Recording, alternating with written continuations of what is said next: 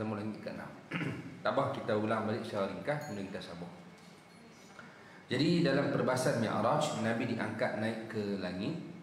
Setiap lapisan langit Nabi bertemu dengan para anbiya yang terpilih. Iaitu langit pertama Nabi Adam, langit kedua Nabi Isa dan Nabi Yahya, langit ketiga Nabi Yusuf, langit keempat Nabi Idris, langit kelima Nabi Harun, langit keenam Nabi Musa, langit ketujuh Nabi Ibrahim alaihi wassalatu wassalam.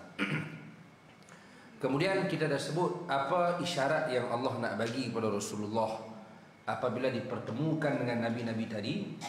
Bukan sengaja dipertemukan, sebaliknya ada isyarat yang Allah nak sampaikan kepada baginda Nabi sallallahu alaihi wasallam. Jadi kita dah sebut dah Nabi Adam apa isyaratnya, Nabi Idris, Nabi Isa, Nabi Yahya, Nabi Yusuf, Nabi Idris dan seumpamanya. Begitu juga Nabi Harun alaihi salam. Jadi bahasa mudahnya setiap pertemuan dan kejadian itu ada hikmah yang Allah nak sampaikan. Mesti ada hikmah. Bukan saja-saja jumpa, bukan saja-saja jadi, melainkan ada hikmah dan kebaikan untuk kita. Itu kena pegang sungguh tu. Pengajaran yang besar. Setiap pertemuan kita dengan seseorang, apa pun berlaku, ada hikmah. Allah sebut la yusibana illa ma kataballahu lana. Tidak akan menimpa kita satu-satu musibah melainkan semuanya itu telah ditetapkan oleh Allah. Hantu duk kata apa? Tetaplah. Jangan kata. Semua tu ada hikmah dia tu, walaupun sedih, berat kita nak terima ataupun benda tersebut besar, ujian yang berat. Tu semua ada hikmah Allah Nabi. Saya orang duk tanya, saya insiden 2 minggu lepas melanggar motor. Naik motor nak pergi kuliah duha. Ada seorang ibu nak lintas jalan. Dia naik motor, dia nak lintas rak. Motor-motor lah. Dia daripada berjalan tu nak lintas pun ni, saya straight. Dia kata saya tengok belah kanan tak ada apa-apa. Anda tengok belah kiri, rainbow tu main tu. Dia lintas. Saya nampak dia buat TV simpang. Dekat baru dia keluar. Tak ada buat apa-apa, lepung. Bila dia keluar tanpa segan silu, maka saya pun belah tanpa erti geru. Lepung bagi. Oh, tak kata apa. Orang tanya macam mana boleh melanggar, saya jawab dengan jawapan orang asli. Orang asli bila insiden, polis tanya macam mana boleh melanggar. Oh, tak tahu tuan, sama-sama sampai. Jawapan tu sama-sama sampai kamu. Lagu. Saya langgar ni, dia jatuh. Luka apa tak ada, tapi saya pinggang dengan bau. Lalu tu kaki pukul ladi dia. Katanya dia kena pukul ladi dia patah, nak kena operate masuk besi katanya. Masa tu lah saya tak ada lah susulan Dr. Seri pun tak ada patah katanya. Alhamdulillah. Seminggu lepas tu saya pergi jumpa orang taman dia. Saya belum mengajak taman tu. Depa kenal orang tu, maklum tu. Depa pergi ziarah dia. Katanya tak kena masuk besi pun. Sikit sangat. Jadi tak gaduh operate apa. Dan dia boleh berjalan lah pelan-pelan. Tegar lah. Dia pun biar dah lah. Jadi dia pun kata alhamdulillah tak ada masuk besi apa. Lepas dia kata luka apa? Tak ada. Luka tak ada. Kok lah nak luka tangan tak ada. Tak ada laju sangat. 60 kot, 60 70 tu laju lah juga. Tapi dia lintas. Dia langgar, tak jatuh, dia jatuh tersembang. Tak ada luka apa, sikit-sikit lah, lutut sikit-sikitnya. Tak padan dengan macam jatuh paritnya. Insiden selalunya luka lah, koyak kulit, tak ada. Dia tak ada luka apa, saya tak ada sikit-sikitnya. Dan dia pula tak ada operate pun besi. Jadi dia duduk sembang dengan orang taman dia kata, berkat kot noh insiden dengan ustaz. Torak dia berkat. Kita teruk lah ni. Melawak. Tak kata lah kat dia rasa berkat kot dia. Dah tak ada apa. Dia tak ada apa, saya patah tulang ni. Saya ingat tak patah. Pergi tukang urut bomoh patah, dia pegang, patah ni dia kata. Patah, tapi boleh baiklah. Sebulan, 2 bulan kuat. Lah tak apa kuat. Jadi nak pakai jubah tak boleh. Saya nak pakai jubah payah, boleh lah tapi payah. Dia nak kena angkat tinggi, nak kena sekelum. Jadi pakai baju hak ada butang ni boleh pergi kot tepi. Jadi duk pakai baju dulu ni. Jubah payah pakai sikit lah ni. Pakai ni orang smart lah. Baik. Jadi ibu-ibu dan rahmat Allah, setiap yang berlaku ada hikmah dia. Nak kata apa? Allah taklah ada hikmah dia. Sama ada kita jumpa ataupun tidak. Nampak ataupun tidak hikmah tu hal lain. Yang pasti ada hikmah. Ada kebaikan untuk kita. Ada. Isteri saya suruh berehat. Kadang-kadang berehat lah dah seminggu. Saya berehat sehari. Esok rasa macam ni je. Jalan pelan-pelan. Tu sikit lah pelan-pelan. Kadang malu kita tengok ada orang dalam Facebook, kita tengok ada orang kaki lembek. Kaki lembek. Bini dia bawa motor, dia duduk belakang. Sampai masjid, dia rapat tepi tembok. Laki tu kan lompat naik tembok tu. Dia tak boleh bawa motor kaki lembek. Bini dia bawa, dia duduk belakang. Nak angkat tak larat, dia akan lompat naik dah tembok. Tepi tembok surau tu lah. Tembok tu rendah lagi. Dia naik turun. Sekali dia naik motor, dia naik balik. Bini dia tak kena angkat. Senanglah, banyak aja. Ada yang kaki tak ada, masuk masjid berguling. Guling masuk soft. Kita tengok video tu. Dia masuk guling. Ada orang kampung saya kena stroke, orang tua. Masa stroke tak boleh jalan lah. Dan dia boleh jalan dia suruh hantar pergi masjid. Anak dia bawa, jalan pelan-pelan. Dah dia boleh, dia pergi. Jadi saya kata kat isteri saya, kalau orang kaki lembek pun pergi. Orang tak ada kaki pun mengesok pergi. Orang stroke pun gagah pergi. Aku Rambo cik oi. Kan lebih hukum berehat lah. Hei. Gitulah. Dah tak salah ada orang nak berehat, demam kita sebut, ni saya sebut peribadi saya lah, orang lain hal-hal masing-masing lah. Ada orang demam sikit tak main lah. Sakit kepala, oh tak boleh pergi lah. Letih sikit tak boleh lah. Ada orang lah, tu hal dia lah, terpulang dia nak berehat. Ada hak badan dia kena tunai. Masing-masing hal. Cuma kita nak sebut, kita ambil motivasi daripada orang-orang hak teruk dari kita. Kaki lembek pun pergi. Tak ada kaki pun pergi. Mengesok, guling. Lepas tu takkan kita nak jadikan alasan hak kita tadi lemah pada dia. Ambil semangat dia je lah. Ada pun orang lain berehat, dia pening sikit nak berehat, itu urusan dia lah, tak ada masalah apa. Dah dia tak sihat. Cuma bagi peribadi rasa macam cerai. Baru demam sikit, anda pergi dah. Baru rasa letih sikit, tuang lah. Lah macam itulah tu untuk motivasi diri sendiri. Tak boleh lah pakai untuk semua orang. Ada orang dia demam tak boleh keluar lah. Dia tak sihat, dia tak sedar, tak apa. Sesemua tak mau pergi mana lah. Ada ini tu. Terpulang lah. Baik. Jadi poin yang nak sebut, apa yang berlaku pasti ada hikmah dia. Jadi Nabi bertemu dengan para Nabi tadi ada sebab ni. Isyarat. Jadi yang keenam kita sebut, kita sambung. Yang keenam, Rasulullah bertemu dengan Nabi Musa alaihissalam. Jadi di langit yang keenam, baginda Nabi SAW bertemu dengan baginda Musa alaihissalam. Baik. Jadi apa hikmah dia? Aduh, sama.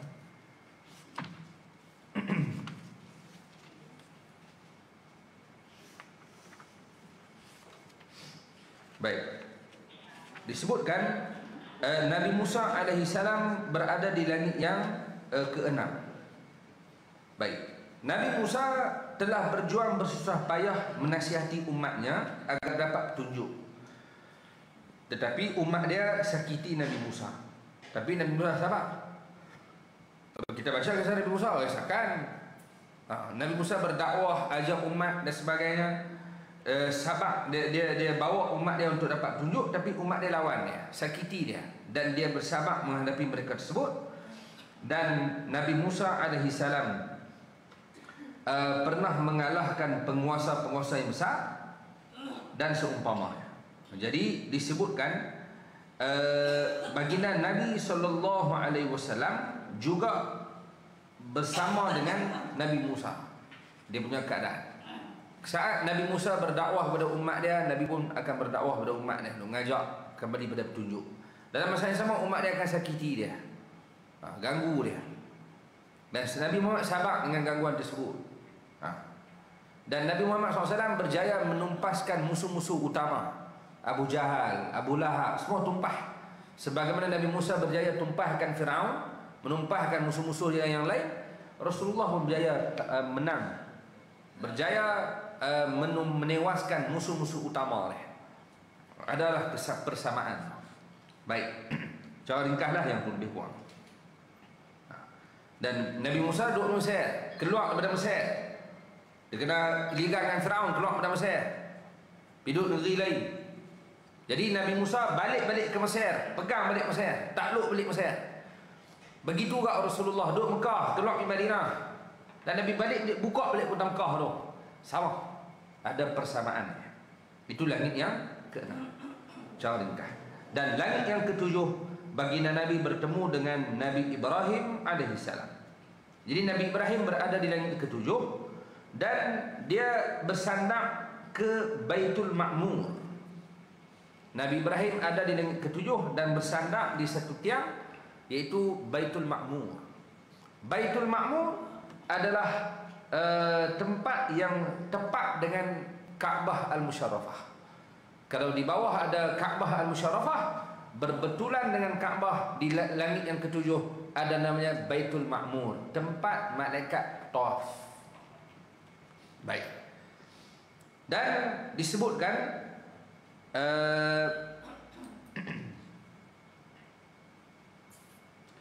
jadi disebutkan baginda Nabi Ibrahim alaihissalam bersandar di Baitullah, di Baitul Ma'mur, duduk di Baitul Ma'mur, dan malaikat yang masuk untuk mengerjakan ibadah di Baitul Ma'mur tadi sekali masuk 70,000.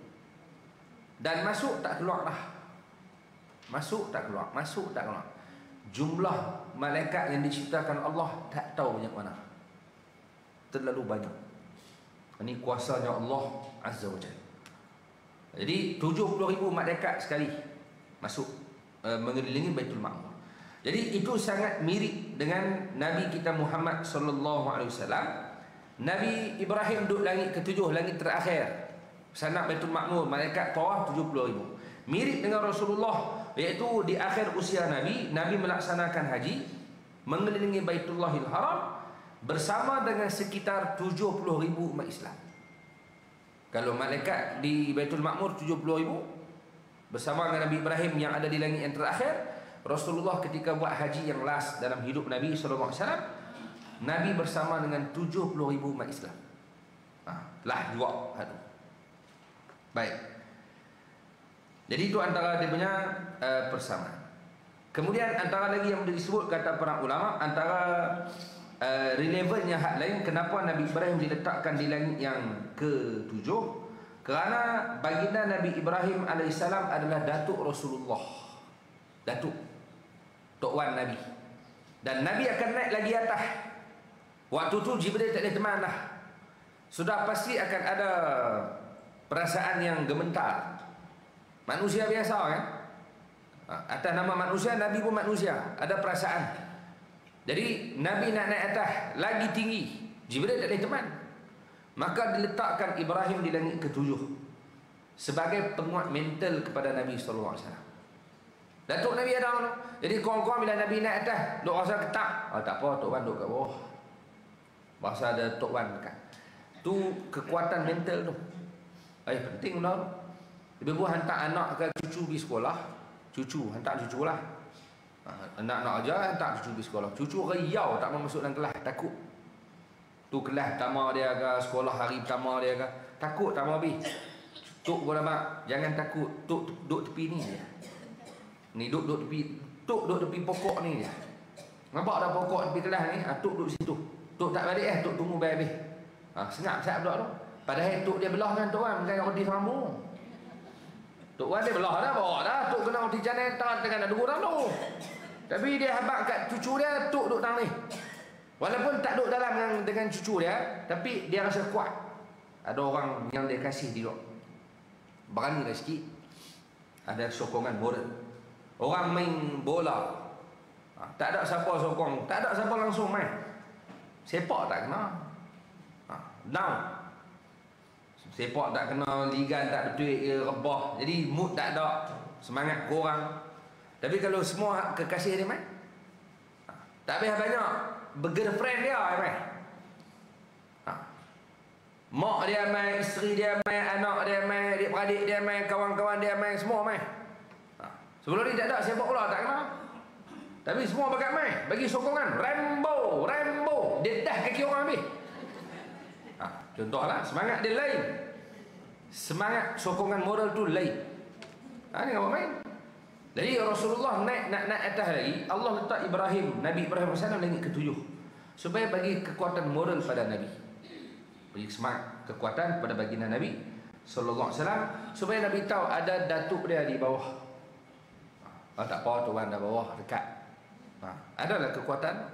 Dan Nabi Ibrahim AS sangat mirip dengan Rasulullah. Wajah Nabi sangat mirip dengan Nabi Ibrahim, datuk Nabi. Baik. Itu 7 lapis langit yang Nabi bertemu dengan para Nabi. Kemudian yang boleh kita sebut secara tambahan, ibu-ibu sekalian, di setiap lapisan langit tadi Rasulullah juga melihat, bukan takat ada Nabi, tapi Rasulullah melihat di setiap lapisan langit tadi ada malaikat yang beribadah dengan cara yang berbeza. Bermula pada langit pertama, bila Nabi naik langit pertama, jumpa Nabi Adam. Di samping melihat Nabi Adam, Rasulullah juga melihat malaikat yang ada di langit pertama. Mereka sedang berzikir kepada Allah sejak mereka diciptakan sampai kiamat, tak bawa jalan. Di langit pertama tu penuh dengan malaikat tu zikir. Nabi tengok. Naik langit kedua, Rasulullah melihat malaikat yang ada di langit kedua, mereka sedang rukuk. Rukuk daripada awal sampai kiamat. Malaikat duk je rukuk tu. Ibadat malaikat hak buat di langit kedua hanya rukuk semata-mata. Duk dulu tu. Jangan tanya lenguh ke tak? Kalau hang lenguh, kita orang ni malaikat duk rukuk tu lah sampai kiamat. Nabi tengok, dahsyat. Naik langit ketiga, Rasulullah melihat malaikat yang ada di langit ketiga, mereka sedang sujud. Lalu Nabi bagi salam. Malaikat yang mendengar ucapan salam daripada Rasulullah, maka para malaikat angkat kepala untuk jawab salam Nabi. Dia pun duduk sujud. Bila Nabi salam, dia angkat kepala, jawab salam. Lepas jawab salam, sujud balik kali kedua. Sampai kiamat kita angkatlah. Karena itulah kata disebut dalam hadis, karena itulah sembahyang kita sekarang ni sujud 2 kali. Sujud, duduk, sujud balik. Rukun tu. Sujud sekali tak boleh. Sujud sekali betul terima, tak sah, kena sujud 2 kali. Kerana ibadat malaikat dari langit ketiga sujud 2 kali. Awak sujud 2 kali, Nabi beri salam. Dia angkat pada dia sujud balik. Sampai kiamat macam tu, maka kita pun sujud 2 kali. Sunnah malaikat dari langit ketiga. Langit keempat, Rasulullah melihat para malaikat yang ada duk tasyahud, duk bertasyahud kepada Allah. Langit kelima, malaikat yang ada duk bertasbih. Tasbih penuh langit kelima. Langit keenam, Rasulullah melihat para malaikat yang ada sedang bertahlil dan bertakbir. Duk tahlil dengan takbir. Tahlil la ilaha illallah, takbir Allahu akbar. Itu yang ada malaikat langit keenam. Manakala langit yang ketujuh, Rasulullah melihat malaikat yang ada, mereka hanya mengucapkan salam kepada Allah Azza wa Jalla. Jadi bila Nabi tengok langit pertama macam ni, langit kedua macam ni, langit ketiga macam ni, jadi setiap lapisan langit tadi berbeza. Lalu terbit dalam hati Nabi teringin. Allah teringinnya tengok, teringin nak rokok, teringin nak sujud, teringin nak tasyahud, teringin nak berzikir. Semua hak malaikat buat tu Nabi teringin. Dan kita dah sebut dah, kedudukan Nabi kita Muhammad SAW sangat mulia. Allah sebut dalam Quran, wala sawfa yu'tika rabbuka fatarda. Kami akan berikan kepada kamu wahai Muhammad sampai hang puas hati dah redha. Hang apa hang teringin bah, kami akan bagi. Bila Nabi teringin nak rokok, nak sujud, nak tasyahud, nak takbir tahlil, malam tu Allah bagi semayang. Tu yang nampak semayang. Jadi solat yang kita dirikan sekarang ni adalah keinginan Nabi. Nabi teringin. Nabi teringin nak rokok, Nabi teringin nak sujud. Oh, syoknya tengok ibadat ni, rokok, ni sujud, yang ni tasyahud, yang ni tasbih. Syoknya Nabi teringin. Pasal Nabi teringin, Allah bagi semayang. Jadi solat yang kita dirikan sekarang ni adalah keinginan Nabi sallallahu alaihi wasallam. Nabi yang teringin. Saya sebut bahasa mudahnya, ibu-ibu sekalian, kalau anak kita teringin nak makan jagung rebus, cari tak? Cari. Dia teringin. Anak kita kasih. Teringinlah anak teringin nak apa popiah basah. Anak tak makan. Tuk. Orang tua makan lah popiah tu. Dia balik-balik mak dia kata, pak dia kata, teringinlah makan popiah basah. Anak start itu apa cari? Pasal pak dia teringin. Dia akan cuba penuhi segala keinginan yang dia mampu. Bini dia kata, teringinlah nak pakai emas. Beli. Pada buat habis duit. Dia cubalah beli tak banyak, Nabi haban lepas teringin dulu lah. Apatah lagi hak mengidam. Teringinlah nak makan durian merah. Duk nampak warna kuningnya. Sudah. Lepas tu nampak warna dah teringin, beli sirap lah celuk. Dia akan buat lagu mana pun jadi keinginan itu dipenuhi. Kerana yang teringin tu orang hak dia kasih. Hak teringin dapat. Dia tak sebut benar, dia kata teringin. Teringinlah nak pergi dalam tu. Sekali orang hak ni dengar, dia akan usaha dapat. Kerana kamu orang yang aku kasih. Jadi kalau anak, menantu, cucu, mak, ayah, kekasih-kekasih kita yang ada keliling kita ni, kita cuba penuhi keinginan mereka. Kenapa kita tidak penuhi keinginan Nabi SAW? Nabi yang teringin semayang tu. Yang hampa tinggal semayang Allah. Wahai rakyat Malaysia yang menonton saya pada malam ni. Wahai rakyat Malaysia yang melihat, kenapa kamu tinggalkan keinginan Nabi? 80% rakyat Malaysia semayang tak cukup 5 waktu. Kenapa? Nabi teringin semayang ni. Kalau anak hang teringin hang pulun, bini hang teringin hang pulun, mak bapak hang teringin pun hang pulun, kenapa kamu tinggalkan keinginan Nabi? Madu nak buat kerja apa buatlah. Nak main futsal ke? Kamu nak naik basikal ke? Nak rabat bukit ke? Tu hobi masing-masing, mampu birang. Ikut suka hang lah. Tapi waktu semayang jangan tinggal. Semayang. Jaga semayang. Kerana ni keinginan Nabi sallallahu alaihi wasallam. Baik. Jadi Nabi melihat setiap lapisan langit malaikat berbeza. Maka Nabi teringin, maka pada malam tersebut Allah hadiahkan kepada Nabi solat 5 waktu sehari semalam. Kita akan bincang lagi lanjut sehari. Baik. Jadi 7 lapis langit selesai. Kemudian Nabi naik pula ke peringkat yang ke-8. Ke-8 kata ulama namanya Sidratul Muntaha. Nabi naik kepada Sidratul Muntaha. Baik. Jadi Sidratul Muntaha, sidrah. Kenapa disebut sidrah? Kerana kawasan tersebut macam daun bidara. Sidrah ni buah bidara. Sidrah. Muntaha penamat. Muntaha ni penghujung. Kerana itu batas penghujung bagi para malaikat naik. Dekat tu dia lebih jauh. Dekat tu lah muntaha penamat. Jadi sampai situ Jibril AS tak ada ikut dah Nabi kita Muhammad SAW. Sidratul Muntaha dekat tu Nak naik yang ke-9 Jibril tak boleh ikut. Jibril kata naik seorang. Nabi tanya, adakah kekasih nak tinggalkan kekasih? Kita main pada Mekah, pergi Palestin sekali semua. Takkan tahun ni nak tinggal? Dah bukan nak tinggal. Kalau aku gagah naik, aku terbakar. Jibril kata kalau aku gagah naik, aku terbakar. Aku tak boleh naik. Suhu kawasan tempat tu tak sesuai dah dengan aku. Aku tak boleh pergi. Dekat ni boleh. Muntaha, Sidratul Muntaha, penamat kamu. Jadi Nabi naik seorang. Bila Nabi naik seorang, Nabi tak ada terbakar apa. Kata ulama ini dalil Nabi adalah makhluk yang paling kuat. Jibril pun tak lepas naik. Nabi naik. Badan Nabi, ketahanan Nabi macam mana? Luar biasa. Dah seduk bayang tu lah. Naik langit dah mau benin dah. Macam mana dia boleh naik tu, oksigen lah apalah. Nabi naik baik ke atas, Jibril pun tak boleh naik, Nabi boleh naik. Maksudnya kekuatan jasad Nabi luar biasa.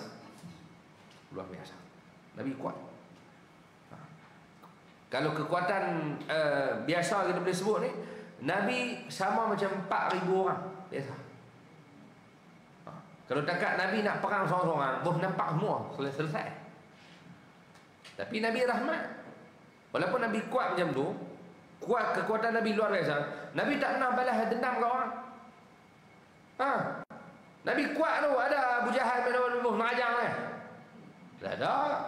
Biar tu main cekek, main buh najis, orang main maki. Nabi tak buat apa. Tengok Nabi.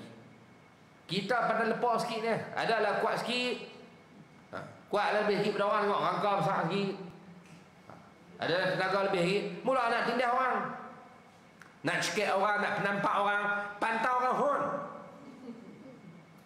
Kau tu ni yang ke hijau dari hon belakang, merah lagi. Duk merah lagi orang belakang hon. Hon dia turun, dia buah penampak cermin depan tu ketok. Marah. Ya betul lah dia kuat, dia ketok cermin tu. Tapi baru kuat sikit pun nak buat orang lah. Nabi tak, kekuatan Nabi luar biasa. Nabi boleh naik tempat yang Jibril tak sampai. Kuat sungguh badan Nabi sallallahu alaihi wasallam. Baik. Kemudian peringkat yang ke-9 kata ulama namanya mustawa. Mustawa tempat yang sangat hening, sepi, sehingga terdengar bunyi tulisan pena. Duk tulis tu dengar bunyi. Punya sunyi kawasan tu. Itulah yang digambarkan. Dan yang ke-10 namanya Arsh. Jadi peringkat yang paling tinggi adalah Arsh. Maka disitulah pertemuan Nabi kita Muhammad sallallahu alaihi wasallam dengan Allah Subhanahu wa taala. Di mana? Di Arsh. Baik, situ kena bincang sikit. Ibu sekalian, ya, Nabi bertemu dengan Allah di Arsh. Tapi itu bukan dalil bahawa Allah berada di Arsh. Karena Isra' dan Mi'raj menjadi dalil sebahagian pahaman. Apa bukti Allah atas Arsh? Isra' Mi'raj. Mana bukti dah ada? Dia tu Nabi naik malam tu pergi ke Arsh, jumpa dengan Tuhan. Tu tanda Allah atas Arsh. Pula dah. Jadi ibu sekalian, yang pertama kena clear, Allah wujud tidak bertempat. Tidak ada tempat. Tempat ni untuk makhluk. Kita depan, belakang, kiri, kanan, atas, bawah, kita. Allah tidak ada tempat. Tempat tu makhluk. Kita lah kena duduk depan. Tak duduk depan, belakang, tak belakang, kiri. Kita berhajat pada tempat. Allah tak berhajat pada tempat. Allah tak sama dengan makhluk. Tu Allah Ta'ala. Mana dalil? Tu Ar-Rahman 'alal 'arsy istawa. Dia tu Allah beristiwa di atas arasy. Ada ulama yang serahkan makna tadi kepada Allah. Ada yang pula cari jalan, kalau nak terjemah kena takwil, kerana takut orang silap faham. Takut orang silap faham dan sebagainya, maka datangkan makna yang layak dengan Allah. Maka ulama datangkan makna maksud beristiwa atas arasy, Allah menguasai arasy. Menguasai. Layaklah bagi Allah. Maksudnya Allah didatangkan makna yang sesuai dengan Allah Subhanahu wa taala, supaya mengelak orang silap faham. Dan ni orang ramai silap faham, maka kena takwil lah makna tu. Takut silap faham. Jadi Allah tidak bertempat. Dia dah tu Isra' Mi'raj, Nabi naik langit jumpa Tuhan. Ya, yang ada di langit dan di arasy waktu tu adalah Nabi kita Muhammad SAW. Isra' Mi'raj dalil Nabi yang ada atas arasy waktu tu. Tetapi Allah tidak bertempat. Dia dah lagu mana? Dah kalau Allah tak ada ke arah, nak cakap dengan Nabi mana? Nabi naik ke arah. Kalau Allah tak ada atas arah, nak naik buat apa? Awak tak boleh bagi terus mayang tu kat Mekah. Nak pergi Palestin dulu. Lepas tu naik atas langit. Lintas 7-8 lapis langit, 9 lapis sampai ke arasy. Awak tak boleh bagi terus kat Palestin, tak boleh bagi terus kat Mekah. Nak jawab apa dah? Pergi kat hang kalau apa? Allah nak bagi hadiah kat Rasulullah, maka dia jemput Nabi pergi ke Palestin, naik langit. Semua tu Allah jemput. Bukan Nabi yang nak naik, Allah jemput.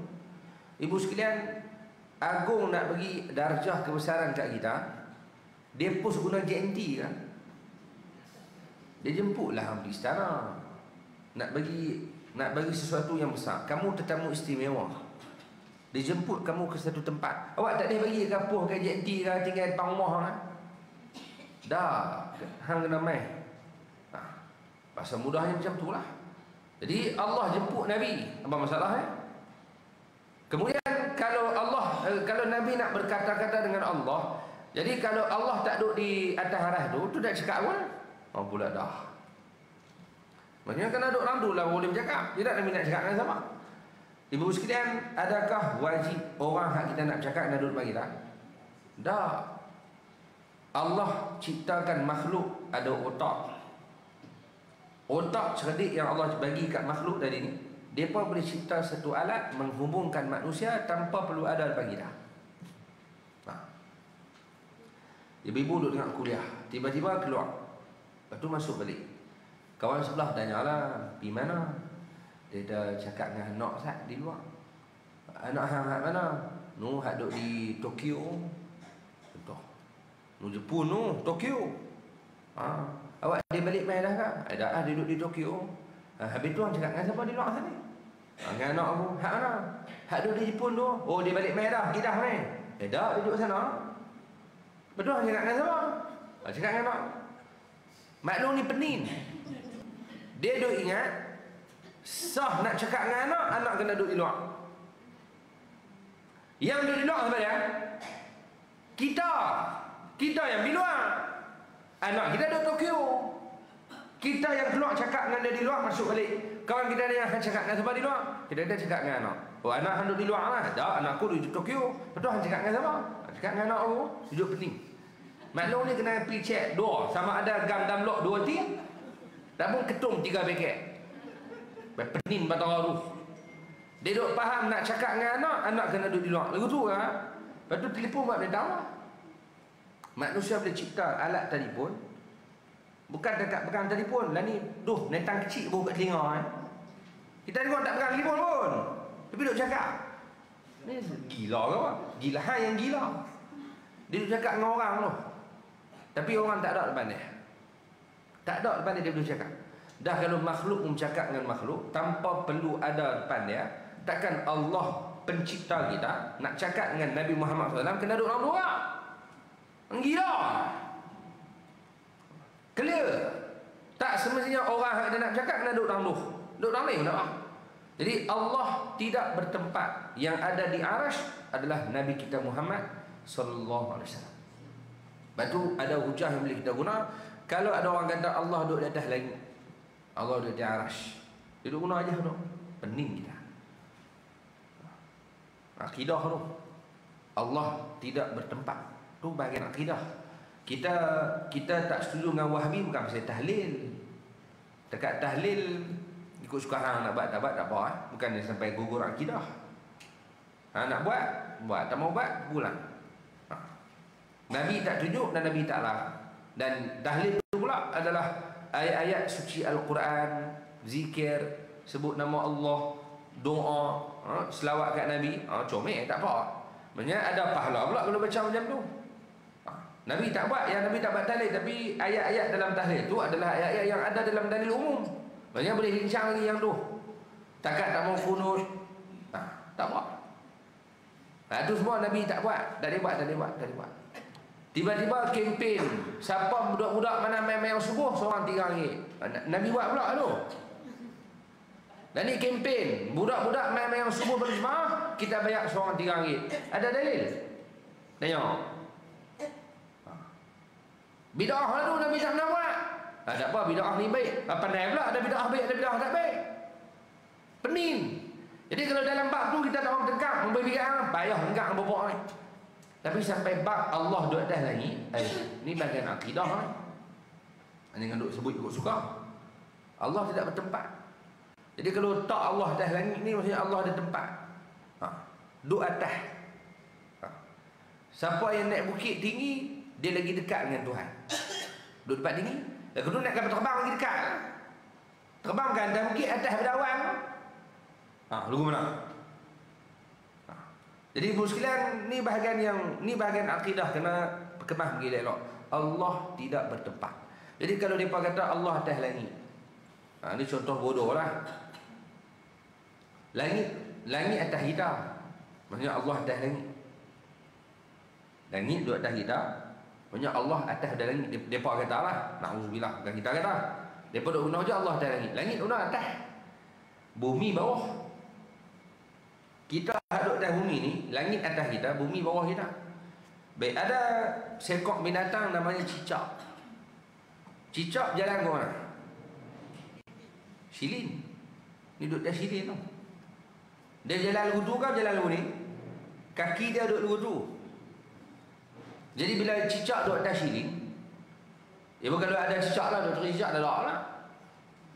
Kalau kita dongak kepala, kita nampak cicak. Cicak kena dongak kepala, nampak kita. Kau nak?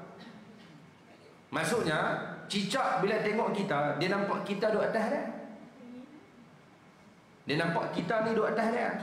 Kita pula dongak, dia duduk atas kita. Jadi bagi cicak terbaliklah. Langit tu bawah dia, bumi ni atas dia. Kita pula langit atas, bumi bawah. Terbalik. Sebab kita pandang kot tu, dia pandang kot ni.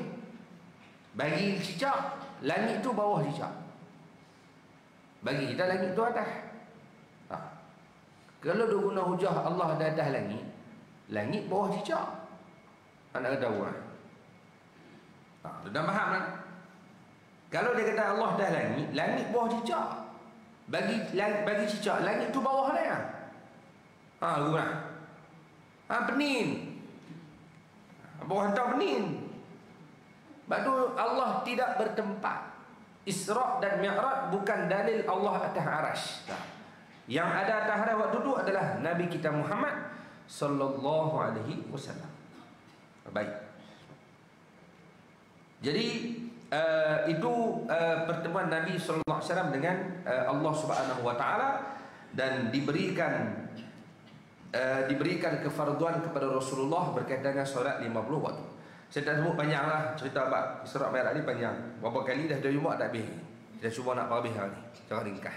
Jadi ibu-ibu dan rahmati Allah sekalian, setelah Nabi dapat solat 50 waktu yang diberikan oleh Allah kepada Nabi SAW, 50 waktu asal Allah bagi solat 50 waktu. Nabi tak kata apa sepatah pun. Nabi terima, tak kata apa 50 tu. Turun jumpa dengan Nabi Ibrahim di langit ke-7, juga Nabi Ibrahim tak kata apa. Ingat tak kata apa. Turun langit ke-6, Nabi Musa tengok. Nabi Musa tengok dapat apa? Lebih kurang tu lah semayang. Berapa waktu? 50. Oi banyak cik oi. 50. Umat hang tak harap buat, pergi minta kurang. Minta sikit kurang. Banyak kat tu. Dan Rasulullah menerima cadangan tu, Nabi naik balik. Minta kurang. Dapatlah 45, kurang 5, diskaun. Turun jumpa Nabi Ibrahim, kot Nabi Ibrahim tanya, turun awak naik pula tadi ni, turun pula sebab apa? Tak tanya. Tak kata apa. Nabi Musa tanya pula, berapa? Dapat kurang berapa? Dah tinggal 45. Oi 45 banyak tu, naik pula. Kita dah dengar tiap-tiap tahun dah Nabi SAW naik turun kurang-kurang 9 kali. 9 kali naik, sekali naik tolak 5, sekali naik tolak 5, 9 kali naik tolak 45.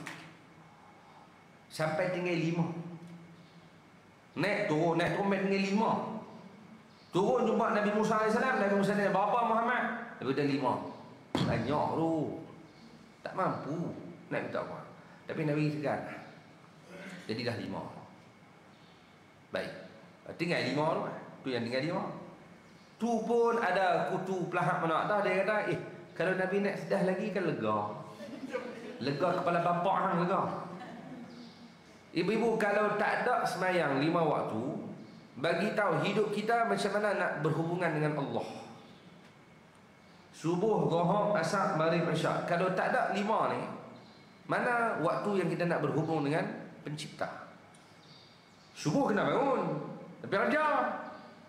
Sebelum ni ada semayang, bangun semayang dulu. Siap-siap kena semayang tu penting. Tak kerja pun kena bangun juga. Biar kerja nak kena biar kerja, tapi tak kena semayang. Maksudnya semayang tu utama. Tapi kalau tak ada semayang, kalau semayang subuh tak ada, bangun buat apa? Berak kencing mandi tu nak biar kerja. Subuh tak ada. Zuhur berehat, 1 bagi 2 berehat. Tapi semayang tak ada. Baik nak buat apa tu? Makan lah. Makan berehat sat. Asar sekali balik kerja. Tak ada main asar, berehat. Berehat. Maghrib, makan malam lah. Main ada. Aisyah, tidur. Buat boy. Main lima sikit, berhibur, tidur. Kalau semayang 5 waktu tak ada, hidup kita hanya sekitar tu berak, kencing, berehat, makan, tidur. Berak, kencing, berehat, makan, tu Jadi kalau itu saja dalam hidup kita duk berputar, maka kita dengan lembu 2 kali. Beza tak lah. Lembu pun makan berak lah. Baru pergi dia berak tu. Lepas tu dia makan pula. Dia tak larat, dia berehat. Sekali dia lena. Hang pun buat hang dengan lembu 2 kali. Kalau tak semayang. Beza kita dengan binatang. Bukan dekat dengan binatang. Dengan orang kafir. Allah, Nabi sebut al-farqu bainana wa bainal kafir as-salah. Beza kita dengan orang kafir, beza. Nak tengok beza orang beriman dengan orang bukan orang tak beriman, tak semayang tu Kalau dia semayang, jahat macam mana pun dia beriman. Semayang. Oh, bukan kecil-kecil semayang. Tiba-tiba rakyat Malaysia tak semayang, 80% katanya. Tak cukup waktu. Semayang ni jadi benda biasa. Bergelak tawa pula lu tak semayang. Oh, zaman lah. Lepas tu kena kita minoriti, kita jadi minoriti orang semayang. Nampak macam ramai semayang, ramai lagi tak semayang. Na'udzubillah. Jadi berbudak rahmati Allah sekalian. Baik, tak apalah. Cuma poin kita nak sebut, kenapa Nabi Musa yang tegur, tidak Nabi Ibrahim? Patutnya Nabi Ibrahim dah tegur dulu. Tak, Nabi Musa yang tegur. Nabi Ibrahim tak kata apa. Tak kenapa. Siapa jawab betul lagi, saya bawa ronda ni. Pusing tidak. Ibu-ibu, ayah-ayah dirahmati Allah, ulama jawab sifat baginda Ibrahim AS adalah Khalilullah. Khalil maksudnya kekasih. Rasulullah sifatnya Habibullah. Habib, kekasih. Habib dengan Khalil, Habib lagi tinggi. Sifat kekasih itu lebih tinggi Habib. Batu Nabi dipanggil Habibullah. Nabi Ibrahim pun sakanah, tapi Khalilullah. Teman rapat, kekasih hati. Habib ni lagi tinggi baru. Jadi Rasulullah terima 50 tak kata apa. Nabi Ibrahim bila tengok Nabi dapat 50 tak kata apa. Kenapa? Karena sifat mereka kekasih. Seorang kekasih dia tak komplain apa. Dia terima seadanya. Itu sifat kekasih. Kekasih apa pun berlaku, tak apa.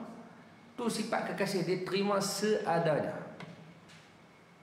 Jadi ibu-ibu, ayah-ayah dan rahmati Allah sekalian, seorang suami yang kasih pada isteri dia, ada kekurangan macam mana pun, bini dia.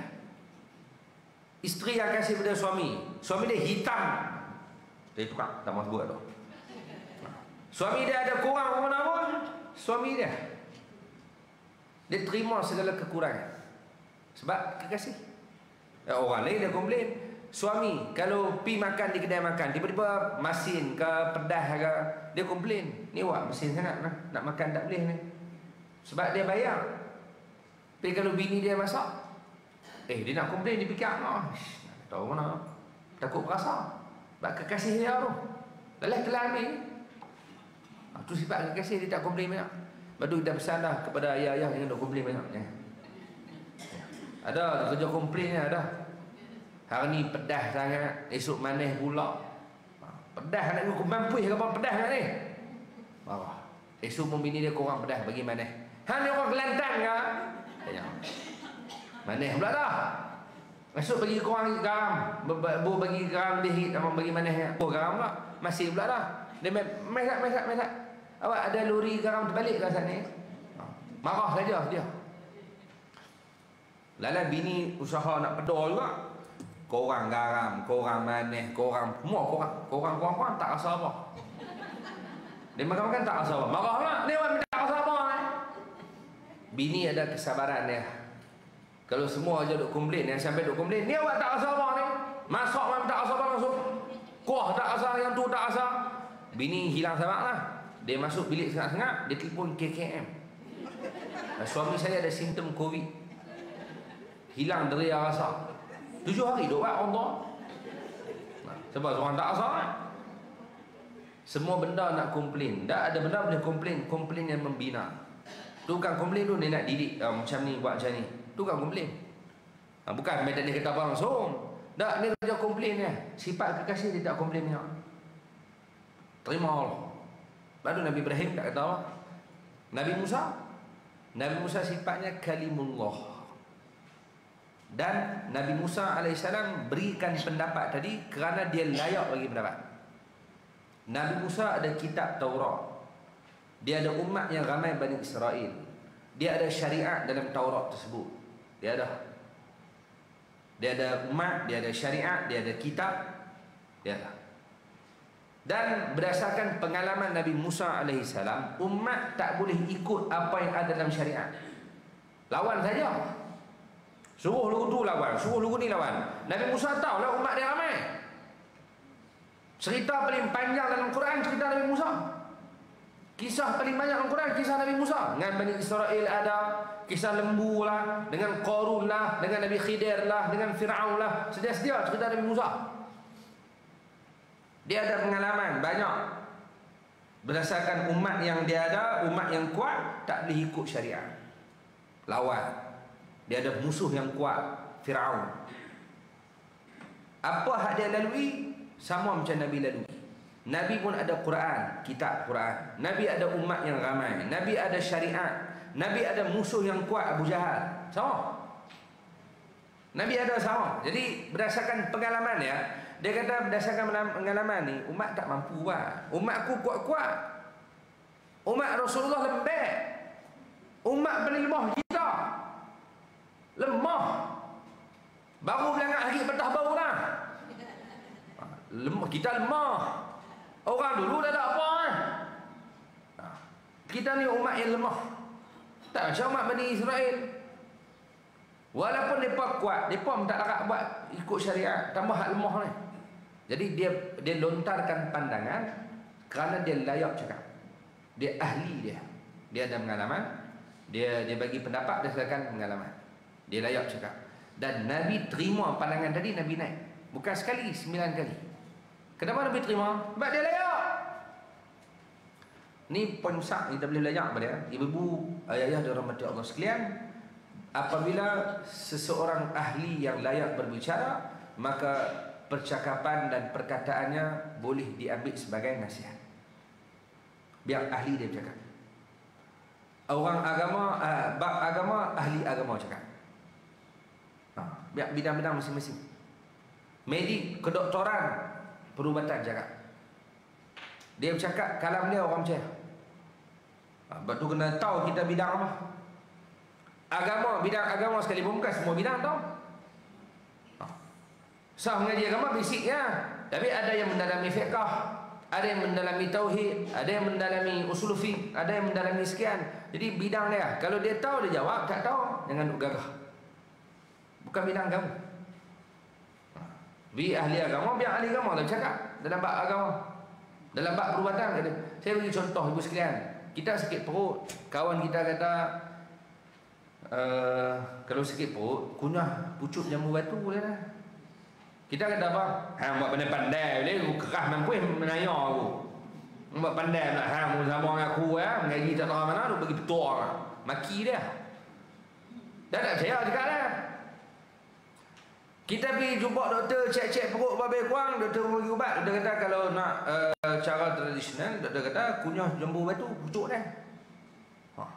Doktor apa? Kawan dia habaq, acurak dia tak percaya. Bila doktor dia habaq, dia kunyah dengan pokok ni. Dah doktor cakap. Kalau ahli dia cakap, percaya terus. Tak apa, dia cakap betul lah, dia mengaji batu hang pada dia. Kita takkan dengar walaupun betul. Biar ahli dia bercakap. Orang tua-tua, umur panjang. Orang pergi temu ramah. Apa rahsia boleh umur panjang? Dia cakap apa mau je? Sebab umur dia panjang lah. Umur dia 90 tahun. Kita tanya lah rahsia dia. Pengalaman dia ada pengalaman. Dia kata rahsia umur panjang ni, dia abang minum air masak banyak, tidur cukup, makan bagi seimbang. Dia abang. Kita akan percaya. Tu kalau dia abang muhum pun kita percaya. Sebab dia umur panjang.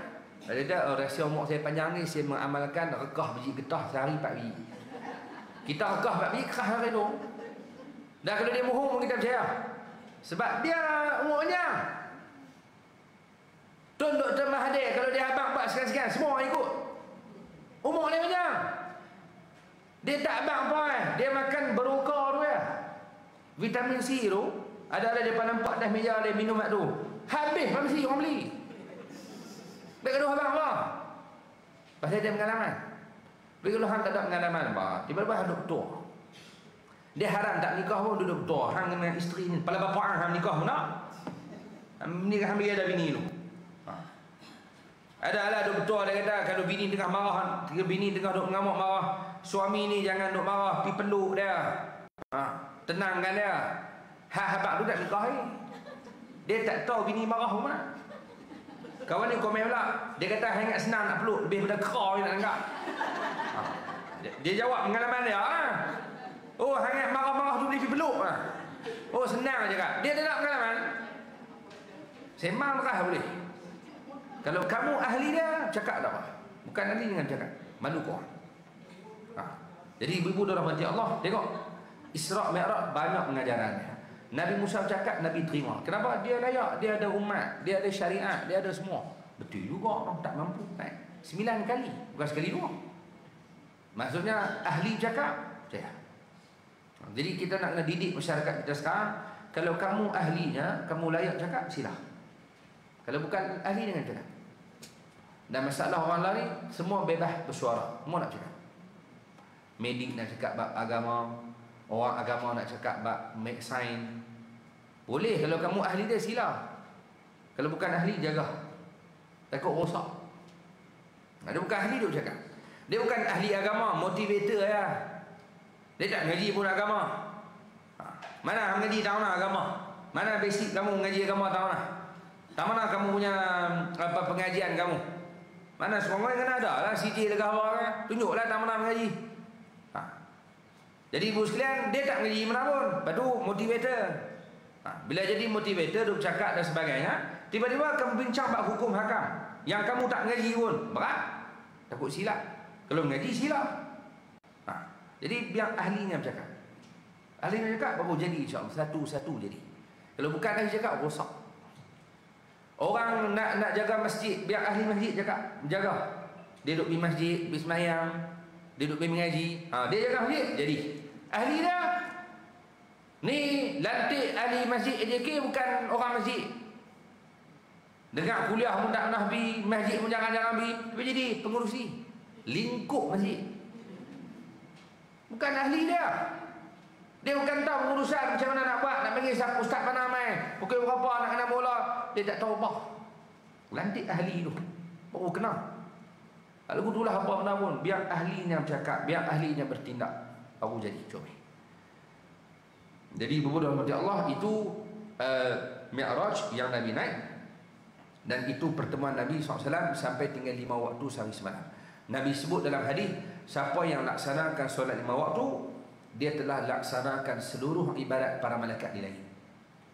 Siapa yang semayang, sebenarnya dia telah buat semua ibadat malaikat di langit. Semayang. Oh, bukan jalan-jalan semayang. Ulama sebut dalam satu hadis, ulama sebut dalam satu kalimah, dan satu kalam yang comel, man ahsanal wudu'a ahsana salata. Siapa yang cantik wudu'nya, cantiklah solatnya. Wa man ahsana salata ahsanallahu umura dinihi wa dunyahu. Siapa yang baik solatnya, cantik solatnya, Allah akan cantikkan seluruh urusan dunia dan agamanya.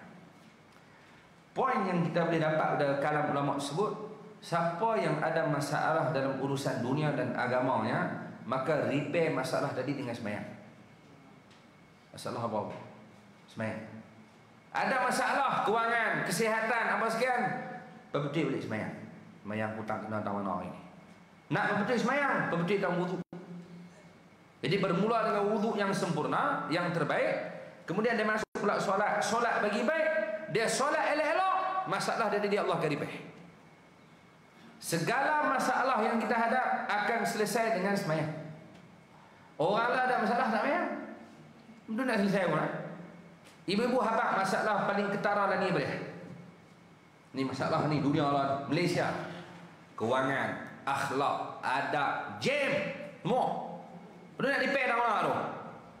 Repair tak semayang dulu. Selagi tak repair tak semayang, selagi 80% rakyat Malaysia tak semayang cukup tadi ni, lagi itulah masalah bertambah. Kenapa betul semayang tu? Berat. Masuk baru ni dalam Facebook, na'udzubillah, sedih dah dengar. Cikgu tangkap seorang budak dengan telefon. Dalam telefon dia video lucah penuh. Budak darjah 6 ke apa. Cikgu tangkap. Panggil mak dia mai. Mak dia mai marah. Awak bawa telefon pergi sekolah, tengok di rumah sudah ha. Ni masyarakat lah. Kita baca terkejut. Dia plot twist lah tu. Dia suruh tengok di rumah dah, lagi dah pergi sekolah. La ilaha illallah. Macam-macam masalah. Hak masuk periksa hantar atas kosong. Ada menjadah budak-budak lah ni. Pergi periksa, hantar atas tu juga, tak tulis apa. Influencer kata SPM ni kaut. Dia boleh keluar ayat, dia kata apa? Saya lebih percaya pada, saya yakin dengan Tuhan daripada pelajaran. Jadi SPM pun kan boleh kaya kan? Saya yakin dengan Tuhan, Tuhan yang beri rezeki. Sembang macam pandai. Dia sembang betul, Allah beri rezeki. Tapi kan ilmu benda yang pertama diajak pada Nabi, Iqra. Lepas tu hanya dibodoh piang mentera tu, kaya saja. Pandai cakap. Cakap tu bukan nak sebut kata yakin dengan Tuhan tak. Nak tutup dia punya bodoh tu. Dia tak ambil SPM. Jadi nak cover SPM dia tak ada tadi. Dia kata saya lebih yakin dengan Allah daripada yakin dengan pelajaran. Nampak dia comel, bodoh piang. Jumpa orang terajang muang. Lingkup habis budak-budak. Masuk periksa bayang tengok, hantar atas kosong. Saya periksa SPM dapat 3A. Ni saya bocor rahsia ni. 3A, 4B, 1C.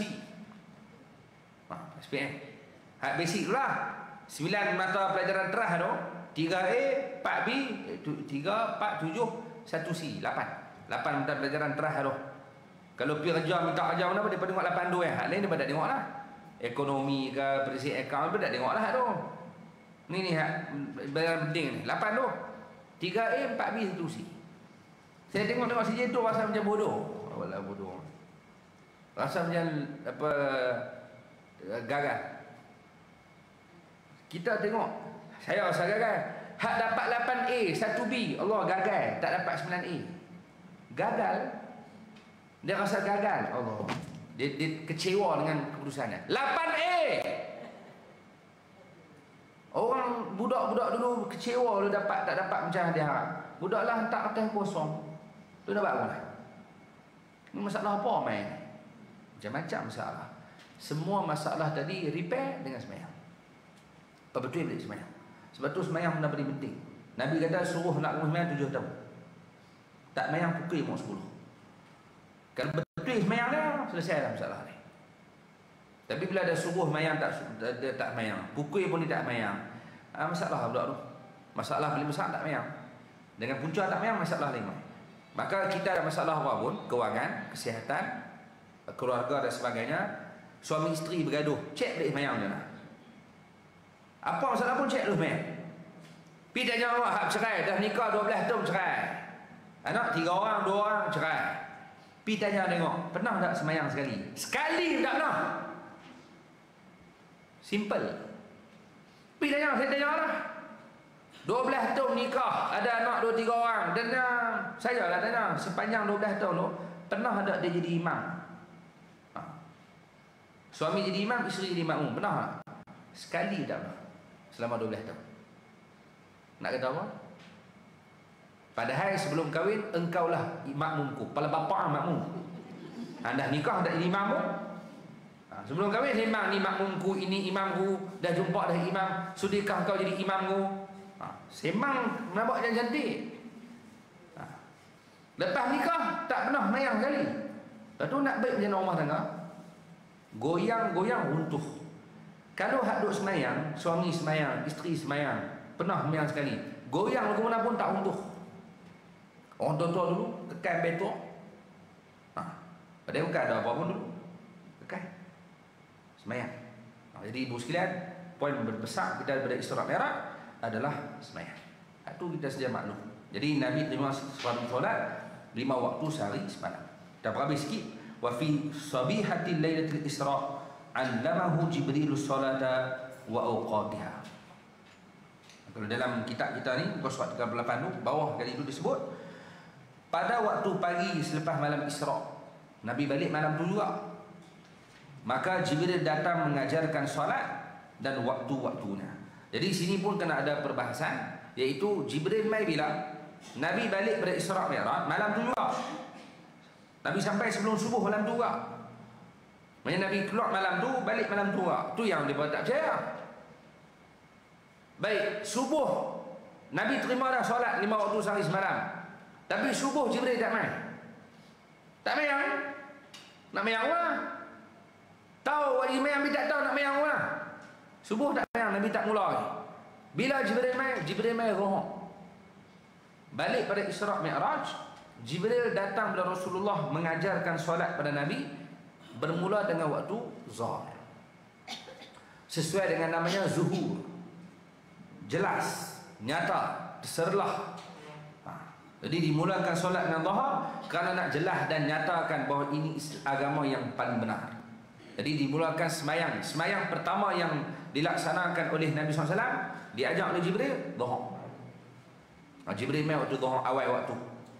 Awal Zuhur, masa Zuhur, Jibril mai ajak Nabi macam ni cara semayang. Sagi Asar dia mai pula awal waktu. Maghrib dia mai awal, Isyak dia mai awal, subuh esok dia mai awal. Hari pertama semua awal waktu. Hari kedua Nabi duk tunggu Jibril mai Zuhur, tak mai.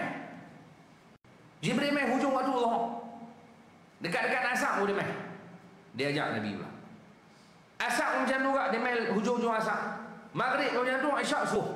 Lepas 2 hari, hari pertama mai awal, hari kedua mai hujung, barulah Jibril bagi tahu antara waktu aku mai hari pertama dengan hari kedua itulah waktu solat. Zuhur antara waktu ni, Asar waktu ni, Maghrib waktu ni. Siapa yang tahu waktu tu? Allah. Inna salata kanat 'alal mu'minina kitaban mawquta. Sesungguhnya solat telah ditetapkan ke atas orang beriman mengikut waktu-waktu tertentu. Jadi Jibril mai ajak Zuhur waktu ni, Asar waktu ni, Maghrib waktu ni. Main belak lah. Jadi kita tak kedulah tunggu Jibril mai ajak Zuhur. Dah tahu dah waktu Zuhur bila. 1:30 Zuhur, Asar 4 sekian-sekian.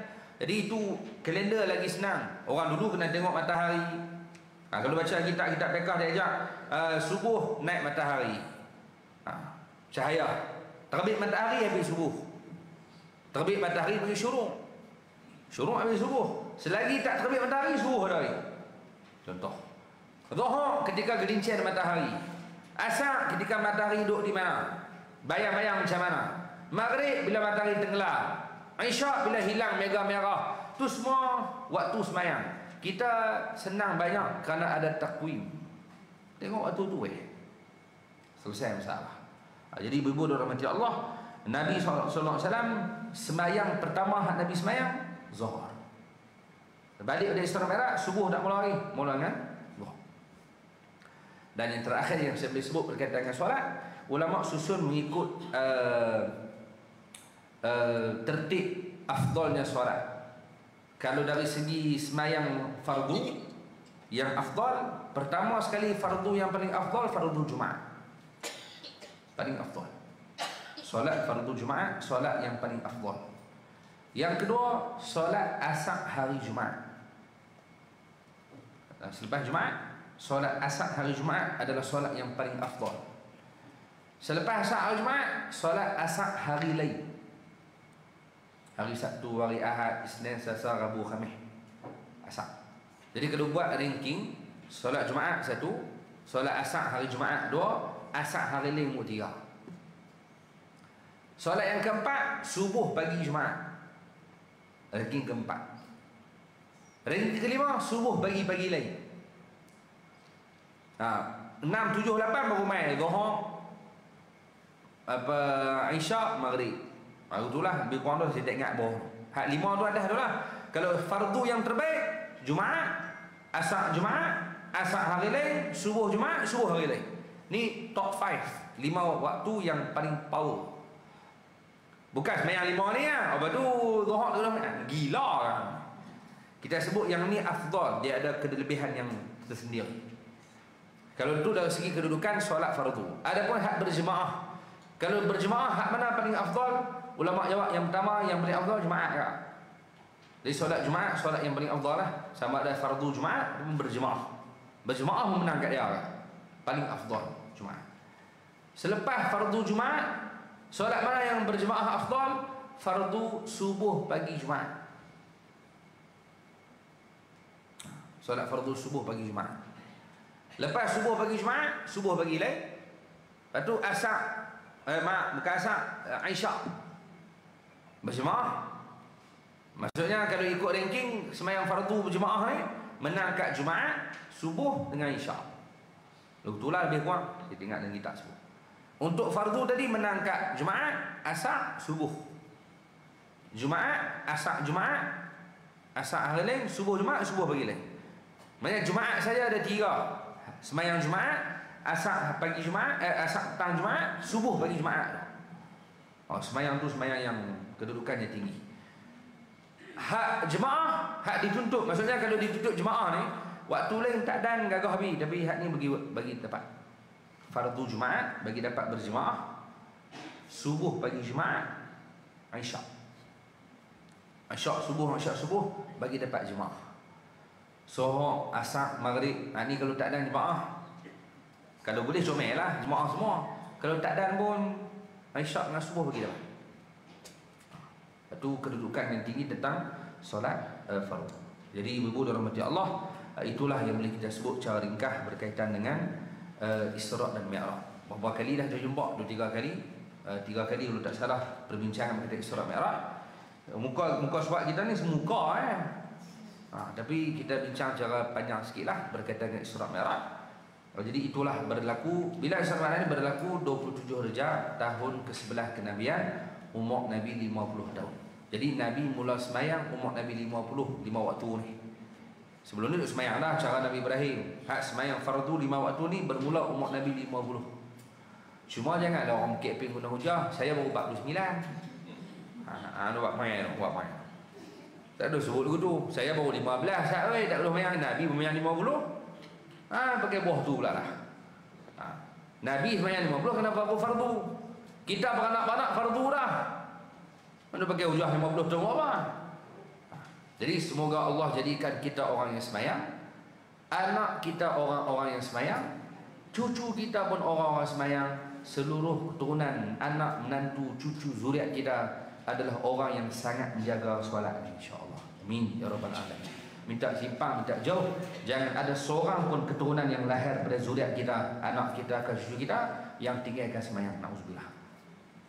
Banyak doa lah kalau dah besar, nampaknya ada partnerkan kita ke adik-beradik kita ke yang tak semayang, kita nak paksa pun payah lah. Banyak doa semoga Allah buka pintu hati dia. Mayanglah. Doa hak tu tak mau doa hang sihat, tak mau nak doa hang buka hang mayang jaga elok. Kalau hang mayang elok, hak lain mau elok. Hak tu selagi tak jaga semayang. Jadi semoga Allah makbulkan doa-doa yang ikhlas kita berdoa tadi.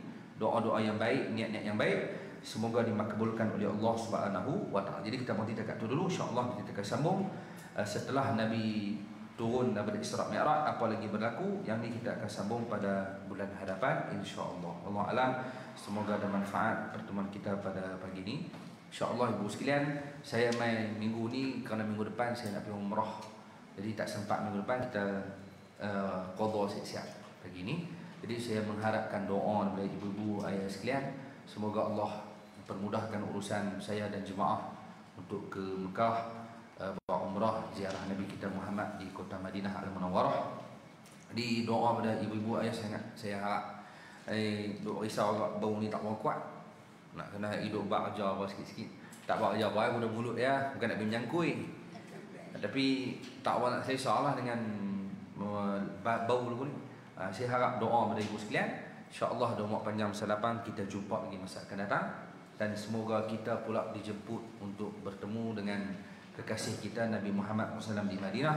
dan semoga kita dijemput dalam masa terdekat untuk menziarahi Baitullahil Haram di Mekah Al-Mukarramah. Aqulu qouli hadza astaghfirullahal azim li wa lakum. Assalamualaikum warahmatullahi wabarakatuh. A'udzu billahi minasyaitonir rajim. Bismillahirrahmanirrahim. Allahumma ij'al jama'ana hadza jam'an marhuma wa tafarruqana min ba'dihi tafarruqan ma'suma. Rabbana atina fid dunya hasanah wa fil akhirati hasanatan wa qina adzabannar. Wa sallallahu ala sayyidina Muhammadin walhamdulillahi rabbil alamin. Assalamualaikum warahmatullahi wabarakatuh.